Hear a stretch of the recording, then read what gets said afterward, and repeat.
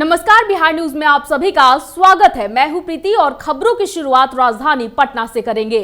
जिला अधिकारी कुमार रवि ने राज्य के बाहर से आए श्रमिकों को सरकार द्वारा प्रदत्त दिशा निर्देश के अनुरूप रोजगार उपलब्ध कराने के लिए अधिकारियों के साथ हिंदी भवन स्थित अपने कार्यालय प्रकोष्ठ में बैठक कर कई आवश्यक निर्देश दिए। बता दें कि जिला औद्योगिक नवप्रवर्तन योजना के माध्यम से औद्योगिक इकाइयों की स्थापना की जानी है, जिसमें राज्य के बाहर से आए श्रमिकों को सतत रूप से रोजगार उपलब्ध कराया जाएगा। इसके लिए जिलाधिकारी ने व्यापक प्रचार प्रसार करने सहित इच्छुक लोगों से विहित प्रपत्र में आवेदन प्राप्त करने का निर्देश दिया है। ये खबर बक्सर से है। नगर थाना क्षेत्र से अपहरित एक 18 माह के मासूम बच्चे को पुलिस की तत्परता से बरामद कर लिया गया है। बताया जा रहा है कि अपहरणकर्ता ने 75 लाख रुपए की फिरौती की मांग की थी। हालांकि पुलिस ने मामले में बेहद गोपनीयता बरतते हुए योजनाबद्ध तरीके से बच्चे को आरा से बरामद करने में सफलता पाई है। साथ ही 3 अपहरणकर्ताओं को भी गिरफ्तार कर लिया गया है, जिनके पास से 2 बाइक, 7 मोबाइल सहित 15 सिम कार्ड भी बरामद किए गए हैं।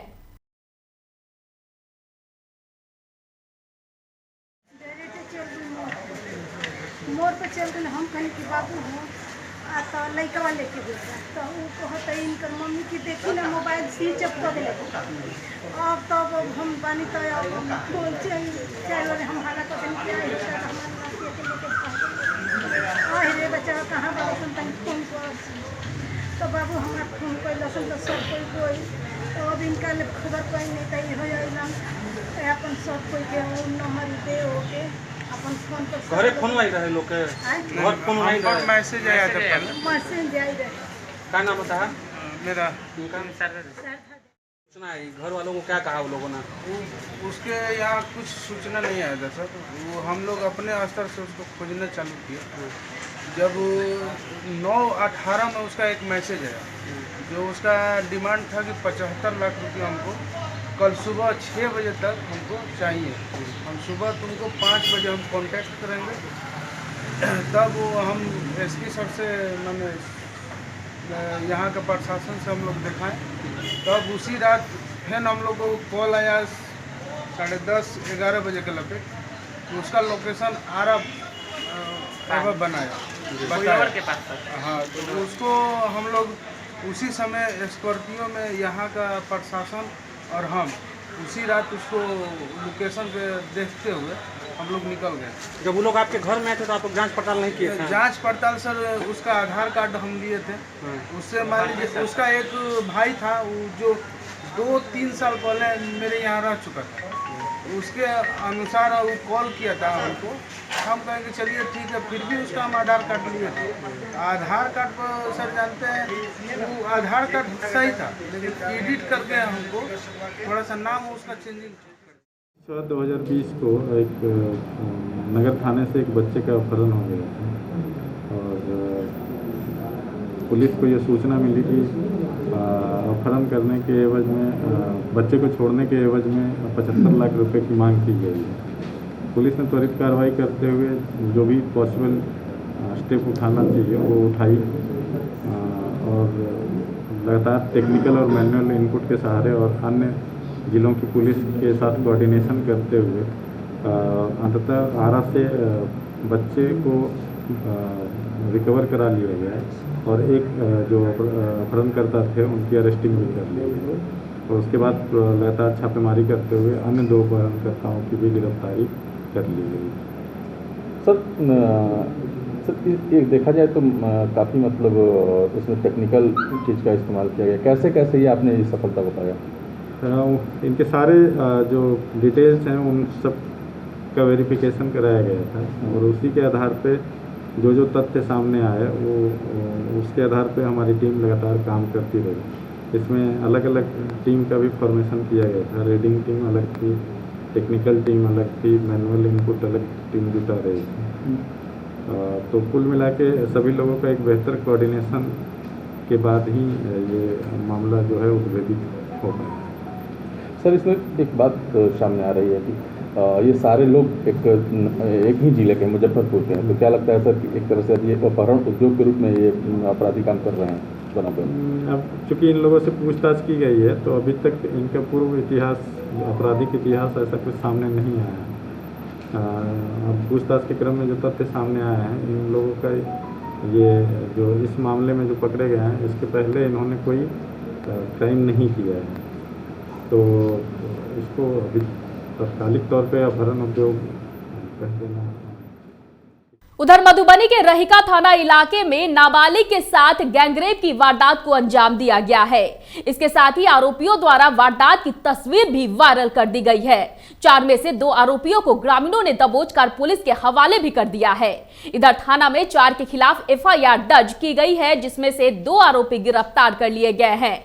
वहीं बचे 2 आरोपियों को गिरफ्तार करने के लिए पुलिस छापेमारी कर रही है। सहरसा जिले के सोनबरसा प्रखंड के मंगवार पंचायत में टूटी सड़क को लेकर आम युवाओं एवं नागरिकों का गुस्सा फूट पड़ा। बता दें कि सड़कों पर युवाओं ने धान रोपाई कर विरोध जताया। इतना ही नहीं, आम नागरिकों में टूटी हुई सड़क पर जल जमाव को लेकर इतना गुस्सा था कि लोगों ने सड़क जाम कर काफी देर तक हंगामा किया। इस मौके पर बजरंग दल के प्रिंस सिंह ने कहा कि काफी लंबे समय से RCD के मनमानी एवं लापरवाही की वजह से यह सड़क अब तक नहीं बन पाई।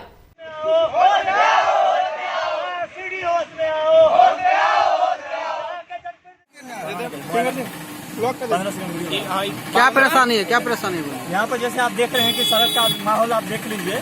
जैसे कि देखते हैं एक थोना पानी लगा हुआ है। आज हम लोगों ने सहरसा प्रशासन और रोड कंट्रोल डिपार्टमेंट के पक्ष में, उसके विरोध में हम लोगों ने यहाँ पर धान रोपण का कार्यक्रम किया।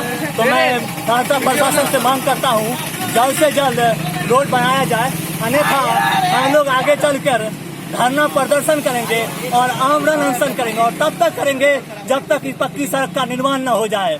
सहरसा प्रशासन होश में आओ, होश में आओ। अखिल भारतीय विद्यार्थी परिषद कहलगांव इकाई ने परिषद के विमल व मानस झा के नेतृत्व में बिहार सरकार की ढुलमुल रवैये सहित कई मांगों को लेकर बजेगा ढोल खुलेगा पोल कार्यक्रम के तहत पार्क चौक पर ढोल बजाकर बिहार सरकार की कुंभकर्णी निद्रा को तोड़ने का प्रयास किया। कार्यक्रम को संबोधित करते हुए परिषद के तिलका मांझी विश्वविद्यालय संयोजक रवि भूषण ने बिहार सरकार पर जमकर हमला बोला। वहीं मौके पर सौरभ श्रीवास्तव ने कहा कि परिषद KG से लेकर PG के छात्रों की समस्याओं के साथ न केवल डटकर मुकाबला कर रही है, अपितु उसके मन मुताबिक समाधान के लिए भी सकारात्मक पहल कर रही है।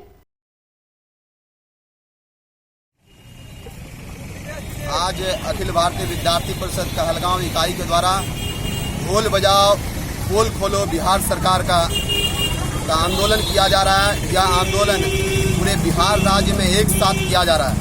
मालूम हो कि जहां एक ओर बिहार सरकार शिक्षा की बात करती है, शिक्षक की नियुक्ति की बात करती है, वहीं स्टेट का परीक्षा रद्द कर बिहार सरकार का दोहरी नीति सामने स्पष्ट होता है। वहीं दूसरी ओर एक ओर जहां कोविड-19 के वजह से सारे स्कूल बंद थे, लेकिन बार बार स्कूल मालिकों के द्वारा अभिभावकों को मैसेज भेजा जा रहा है, नोटिस चिपकाया जा रहा है कि स्कूल का फीस जमा करें, नहीं तो छात्र को स्कूल से निकाला जाएगा, जो कि काफ़ी निंदनीय है। इस पे भी बिहार सरकार को विचार करने की जरूरत है।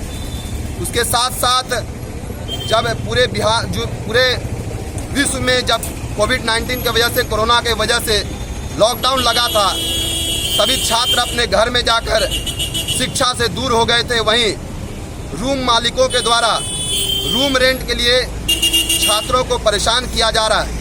उसके लिए भी बिहार सरकार को सोचने की जरूरत है तथा रूम मालिकों को उचित मुआवजा सरकार को देने की जरूरत है। बिहार सरकार को इन सारी मुद्दाओं पर बात करना होगा। इस कोविड-19 और इन सारी समस्याओं से दूर होकर अभी बिहार सरकार चुनाव में मस्त है, जो कि काफ़ी सोचने लायक विषय है। अगर बिहार सरकार इन विषयों पर नहीं सोचती है तो बिहार सरकार को यह बताना चाहूँगा मैं विद्यार्थी परिषद के माध्यम से कि बिहार सरकार के ऊपर विद्यार्थी परिषद के कार्यकर्ता विचार करेंगे। आपको कुर्सी पर बैठा भी सकता है छात्र, तो कुर्सी से उतारने का भी ताकत रखता है। रवि भूषण, तिलका मांझी विश्वविद्यालय संयोजक, अखिल भारतीय विद्यार्थी परिषद। मोतिहारी के केसरिया स्थित राजद कार्यालय में प्रखंड अध्यक्ष मोहम्मद हातिम खां के नेतृत्व में जदयू को छोड़कर नगर पंचायत वार्ड नंबर 5 निवासी नौशाद आलम अपने समर्थकों के साथ राजद की सदस्यता ग्रहण की। इस मौके पर राजद के प्रखंड अध्यक्ष मोहम्मद खां ने कहा कि आगामी 5 जुलाई को केसरिया स्थित देवीगंज में राष्ट्रीय जनता दल के पार्टी ऑफिस का उद्घाटन किया जाना है, जिसके उपलक्ष्य में हर गांव और कस्बों में जाकर राजद की सदस्यता ग्रहण कराई जा रही है। जनता दल का स्थापना दिवस के अवसर पर भारत सरकार ने जिस तरह से डीजल और पेट्रोल का दाम में बढ़ोतरी लगातार हो रही है, उसके खिलाफ में राष्ट्रीय जनता दल साइकिल जुलूस निकाल करके और इस चीज़ को बताएगा कि जो पेट्रोल और डीजल का दाम गरीबों के ऊपर लादा जा रहा है, उसके खिलाफ में पूरे बिहार में हम लोग आंदोलन करने जा रहे हैं। और राष्ट्रीय जनता दल का जो स्थापना दिवस है, उसके अवसर पर पार्टी कार्यालय केसरिया में कार्यक्रम होगा। इसी के लिए तैयारी के लिए हम पूरे अपने केसरिया प्रखंड का दौरा करके लौटे हैं। उसी क्रम में हमारे बगल में जो केसरिया नगर के 5 नंबर वार्ड के कुछ साथी जो जदयू छोड़ करके राष्ट्रीय जनता दल का सदस्यता ग्रहण किए हैं। पश्चिम चंपारण में आयोजित जदयू अल्पसंख्यक इकाई बेतिया द्वारा कार्यक्रम में जदयू के अल्पसंख्यक प्रदेश अध्यक्ष सह एमएलसी तनवीर अख्तर ने सभा को संबोधित करते हुए बिना नाम लिए राजद पर जमकर निशाना साधते हुए उन्होंने कहा कि 15 सालों तक पति पत्नी और उनके सालों ने बिहार को लूटने का काम किया है। उसके बाद उनके 2 बेटे भी उन्हीं के तर्ज पर बिहार की जनता को बरगलाने का काम कर रहे हैं। ये हम लोग जिला चल रहे हैं संगठन का जो हमारा ढांचा है उसके सिलसिले में, और पिछले 15 साल में जो हम लोगों ने काम किया है बिहार में हमारे नेतृत्व माननीय नीतीश कुमार के नेतृत्व में, उसे अपने अल्पसंख्यकों को बताने के लिए निकले हुए हैं। और ये कहने के लिए निकले हुए हैं कि पिछला पार्लियामेंट चुनाव में बिहार के अंदर राजद 0 पे आउट हुआ था, और वही हालत अभी रहेगा, इस बार भी वही हालत रहेगा असेंबली में, जो 3 महीने के बाद इलेक्शन होने जा रहा है। तो हमारे अल्पसंख्यक भाई अपना वोट बर्बाद न करें, क्योंकि उनको कोई भी सीट बिहार में जीतने नहीं जा रही है, और कोई मुकाबला नहीं है माननीय नीतीश कुमार जी का, कोई टक्कर नहीं है किसी से। और ये अपने अल्पसंख्यक को, इसीलिए सबसे पहले हमारे संगठन जिला घूम रहे हैं, और मैं खुद घूम रहा हूँ। ये आज तीसरा जिला है, गोपालगंज मोतिहारी होते हुए आज मैं बेतिया में कार्यक्रम कर रहा हूँ। शाम में बीरबंधा है, और फिर कल वापस मोतिहारी और ढाका का कार्यक्रम है। तो अपने जो पूरे बिहार में इसकी जोर शोर है, ये पूरे बिहार में दौरे पर मैं निकला हुआ हूँ। ये आज तीसरा जिला चल रहा है, जो शाम में चौथा जिला पूरा होगा। खासकर हमारे अल्पसंख्यक पति पत्नी की सरकार को चुनते रहे हैं, और पति पत्नी से पहले उनके 2 साले हुआ करते थे, और आज वो पति पत्नी के 2 पुत्र हैं, जो वो पुत्र की मोह माया में बिहार को तबाह करना चाहते हैं, वही और अल्पसंख्यकों के वोट के माध्यम से। तो अल्पसंख्यकों को ये आगाह करने की नीति है कि पिछले पार्लियामेंट चुनाव वाला ही हाल आने वाले असेंबली में हो रहा है, और माननीय नीतीश कुमार 2/3 मेजोरिटी से बिहार में सरकार बनाने जा रहे हैं। से प्रभावित होकर उन्होंने जो हम लोग के समाज के साथ साथ जनरल समाज के लिए जो किया है वो अविस्मरणीय है। उनका व्यक्तित्व के बुलावे पर हम गए, उनके काम करने की शैली पे हम सभी अपने जमात के साथ जेडीयू की सदस्यता ग्रहण की। कितने लोग के साथ आज पार्टी ज्वाइन की? सैकड़ों लोग हैं हमारे साथ। आप लोग के सामने समूह की सदस्यता ग्रहण कराई गई। जो लोग, चूँकि छोटा जगह था, सोशल डिस्टेंस मेंटेन करना था, तो सभी लोगों का संभव तो नहीं हो पाया, लेकिन तसल्ली है कि हाँ, सभी लोगों ने जेडीयू में शामिल होने की घोषणा। क्या नाम हुआ सर आपका? मेरा आलमगीर अशरफ नाम हुआ। जो योजनाएं, अच्छी योजनाएं चलाई जा रही हैं अल्पसंख्यकों के हित में, वो सारी बातों को लोगों के बीच रख रहे हैं। और आगामी चुनाव में हम अल्पसंख्यक भाई अपने वोट को बर्बाद ना करें, मजबूती के साथ नीतीश जी के साथ रहें, क्योंकि जिस तरह से लोकसभा चुनाव में विपक्षी महागठबंधन 0 पर आउट है, हमारा यह मिशन है कि आने वाले विधानसभा चुनाव में हम जो है 0 पे आउट करें। धन्यवाद। माननीय नीतीश कुमार जी के संगठनात्मक कार्यशैली और उनसे प्रभावित होकर हम लोगों ने जेडीयू की सदस्यता ग्रहण की। क्या नाम हुआ सर?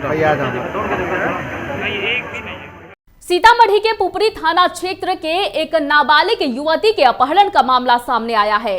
परिवार के लोगों का आरोप है कि पुलिस में शिकायत दर्ज कराने के बाद भी आरोपियों के खिलाफ पुलिस किसी तरीके की कार्रवाई नहीं कर रही है। अपहर्ता के परिजनों ने सीतामढ़ी के एसपी समेत पुलिस महानिदेशक को पत्र लिखकर न्याय की गुहार लगाई है। परिवार वालों का कहना है कि अपहरण करने वाले उनकी पुत्री को देह व्यापार के बाजार में बेच सकते हैं और उससे जबरन गलत काम भी करवा सकते हैं। दरभंगा जिले के पतौर थाना क्षेत्र के पतौर गांव में एक 15 वर्षीय छात्रा की मौत संदिग्ध स्थिति में हो गई। घटना से आक्रोशित लोगों ने गांव के ही सेवानिवृत्त फौजी अर्जुन मिश्रा पर हत्या का आरोप लगाते हुए जमकर बवाल काटा। लोगों ने आरोपी के घर में तोड़फोड़ भी की। स्थिति की नाजुकता को देखते हुए कई थाने की पुलिस मौके पर पहुंच मोर्चा संभाला। खुद दरभंगा एसएसपी बाबूराम भी घटनास्थल पर पहुंचकर लोगों को शांत कराया। ये पतौर गांव में आज सुबह में एक 12 वर्षीय बच्ची की लाश मिली है। घर से 100 मीटर दूर पे एक पड़ोसी का घर है, उसके घर के पास में एक बगीचा है, उस बगीचे में तो ये बताया जा रहा है कि बच्ची आम चुनने के लिए सुबह घर से गई थी और जिसका घर है उस व्यक्ति ने तथा उसकी पत्नी ने बच्ची को आरोप है कि हत्या कर दी बच्ची की। लेकिन घर के आसपास में चारों तरफ बिजली का तार लगा हुआ है। ग्रामीणों ने ये भी बताया है कि इन्होंने अपने घर और बगीचे की सुरक्षा के लिए चारों तरफ तार लगाकर उसमें करंट छोड़कर रखते थे। तो इस बात की भी संभावना है कि बच्ची को जब उधर गृह स्वामी ने डांटा या देख लिया तो बच्ची ने हो सकता भागने की कोशिश की और इस बीच में वो बिजली का तार से टकरा गई। उसकी गर्दन पे एक जलने का निशान भी है। तो इस बात की संभावना लगती है कि हो सकता है करंट लगने से बच्ची की मृत्यु हुई है। और उसके बाद में जो घर के स्वामी हैं, उनकी पत्नी है, उन्होंने बच्ची की लाश को अपने बगीचे में ही छिपा दिया। और जब घर वाले पूछने गए तो घर वालों से भी काफ़ी कहा-सुनी करके उनको भगाने की कोशिश की, लेकिन फाइनली घर वालों ने अंदर इनके कैंपस में एंटर किया और उन्होंने जब लाश देखी तो उन्होंने हंगामा किया, फिर पुलिस को सूचना दी। तो अभी इंक्वेस्ट की कार्रवाई हुई है, बॉडी को पोस्टमार्टम के लिए भिजवाया जा रहा है और इसमें गिरफ्तारी का आदेश दे दिया गया। इस लड़की की जो हत्या आज हुई है 6 बजे, इसमें मैंने देखा है तो मुझे प्रतीत होता है कि लड़की अशोक पासवान के पूरे परिवार उसके यहाँ जो है काम धाम पूर्व से करती आ रही थी। तो उसके जो हत्या हुई है तो उससे हमको प्रतीत होता है कि उसके हाथ में आम रखा हुआ है और मुझे लग रहा है कि आम जब माने कि खसा हुआ उठा ली होगी, उसी पर जो है अर्जुन मिश्रा आकर के उस लड़की के साथ जो है हमारे व्यवहार भी किया है। उसके गला में फंसरी भी लगा दिया गया है, उसकी गर्दन को मरोड़ दिया गया है, उसके हाथ को भी मरोड़ दिया गया है और उसके साथ मुझे प्रतीत भी होता है कि उसके साथ छेड़छाड़ करके उसकी हत्या कर दी गई है। मोतिहारी के केसरिया प्राथमिक स्वास्थ्य केंद्र में कार्यरत चिकित्सा पदाधिकारी डॉक्टर शाहनवाज हुसैन के कार्यकाल विगत 30 जून को समाप्त होते ही विभाग द्वारा उन्हें सेवानिवृत्त कर दिया गया। Motihari civil surgeon doctor Rizwan Ahmad की अध्यक्षता में चिकित्सा पदाधिकारी डॉक्टर श्रवण पासवान के नेतृत्व में सेवानिवृत्त डॉक्टर शाहनवाज हुसैन के सम्मान में विदाई सह सम्मान समारोह कार्यक्रम का आयोजन किया गया। इस पीएससी को चलाने में इनका बहुत बड़ा योगदान रहा और डॉक्टर का मतलब होता है, स्वास्थ्य का मतलब होता है सेवा विभाग। हम लोग का सेवा भी ये सिर्फ सेवा देखने से मरीज नहीं होता है, बल्कि जुबान से भी अगर अच्छी बात किया जाए, अच्छे से पेश आया जाए, अगर प्यार से बात किया जाए मरीज में तो उसका 60% बीमारी ठीक हो जाता है। तो अधिकतर हम लोग देखते हैं, जाते हैं, मरीज जाता है और वो खोजते हैं, रोज हमको टेलीफोन आता है कि फला जगह हम कहा सर हमको बीमारी हो गया है, लेकिन कोई डॉक्टर नहीं है। इस वक्त काफ़ी हमें अफसोस होता है और हम टेलीफोन लगाते हैं वहाँ के पटवारी या मेडिकल अफसर जो ड्यूटी में रहते हैं। तो देखिए ये बहुत ही इनसेंसिटिव मैटर है। कोई भी आदमी गया है वो तकलीफ में है और तकलीफ की हालत में ही वो अस्पताल जाता है और वैसे के लिए अगर आप अटेंड नहीं करते हैं ये बहुत दुखदायी बात है। और इस केसरिया में आज तक कोई भी टेलीफोन मेरे पास नहीं गया, वहाँ डॉक्टर नहीं है और हमको इलाज नहीं। सड़क दुर्घटना में मारे गए पूर्व जिला परिषद सदस्य हैदर यासीन के परिजनों को जाप सुप्रीमो पप्पू यादव ने सांत्वना दिया और गहरा दुख प्रकट किया। मौके पर पप्पू यादव ने स्वर्गीय हैदर यासीन के पुत्र को गले लगाकर दुख जताया। उन्होंने कहा कि स्वर्गीय हैदर यासीन अच्छे इंसान ही नहीं बल्कि एक अच्छे सामाजिक कार्यकर्ता भी थे। जुताई बंद कर दी, 500 करोड़ रुपया अतिरिक्त भार किसानों पर बढ़ना शुरू हो गया। जब जापान और अन्य देश पेट्रोल डीजल सरप्लस पैसा बेच रहा है, तो फिर भारत क्यों ऐसा? आप एक बार भी महंगाई पर नहीं बोले। 4 महीना आपने पहले पूरे देश की इकोनॉमी को माइनस जीडीपी में ले गए और आपने पीएम केयर्स फंड में अरबों रुपया लूटा। कितना पैसा लूटा इसकी कोई जानकारी किसी को नहीं मिली। 4 महीने के बाद आपको चुनाव की अंक गणित याद आ गई। प्रधानमंत्री जी, मेरा सीधा आरोप है, चुनाव के समय छठ की याद शायद आप भूल गए कि ये छठ नहीं है, छठी का दूध भी याद दिला देता है।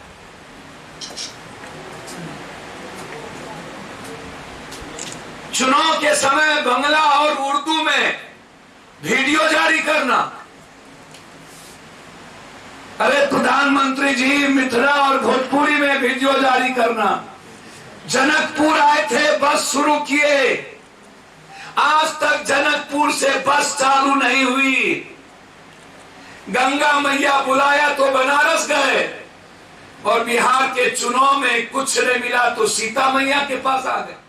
परसा प्रखंड के बलिगांव पंचायत अंतर्गत मुरहिया टोला बलिगांव स्थित नारायणी नदी तट पर कटाव से सुरक्षित रखने के लिए विभाग की देखरेख में जियो बैग के माध्यम से सुरक्षा तट पर काम हो रहा है। बाढ़ कटाव से सुरक्षित के नाम पर विभाग के पदाधिकारियों, संवेदक और कुछ सफेद पोश लोगों का यह कार्य कामधेनु साबित हो रहा है। जियो बैग के बदले बोरी में बालू व मिट्टी भरकर तटबंध को सुरक्षित रखने का मामला प्रकाश में आया है। कार्यस्थल पर 2 वर्ष के दौरान 3 बार कार्य किया गया है। कार्य के नाम पर राशि की सिर्फ लूट ही हो रही है। यहाँ तक कोई भी अच्छी तरह से काम नहीं हो पा रहा है। कटाव लगातार जारी है। अब हम लोग कहाँ जाएंगे? कोई हम लोग का सहारा भी नहीं है।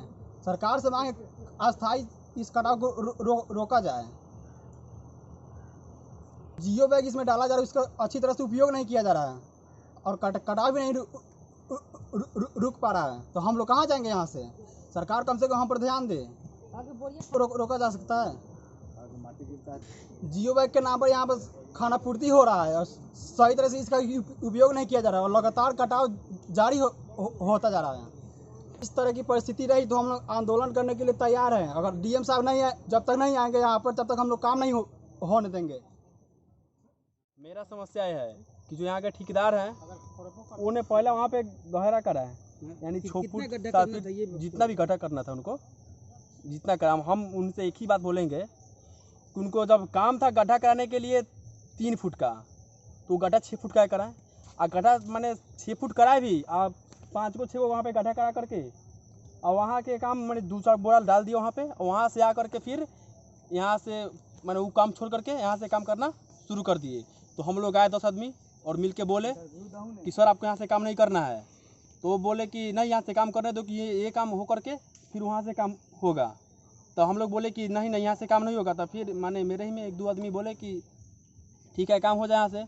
तो जब दरिया बढ़ा और 1-2 दिन में पूरा ढा दिया। वहाँ पे पहले था, वहाँ से अब इतना अगर जो हुए जैसे वो अभी है फिलहाल यहाँ पे जो है ई बोल्डर है, ई बोल्डर का पानी पूरा टकरा करके वो लोग जेसीबी लाए और जेसीबी से खड्डा खुनवा करके और पूरा गड्ढा कर करके ना उसमें कुछ बोरा डाले ना कुछ भी करे।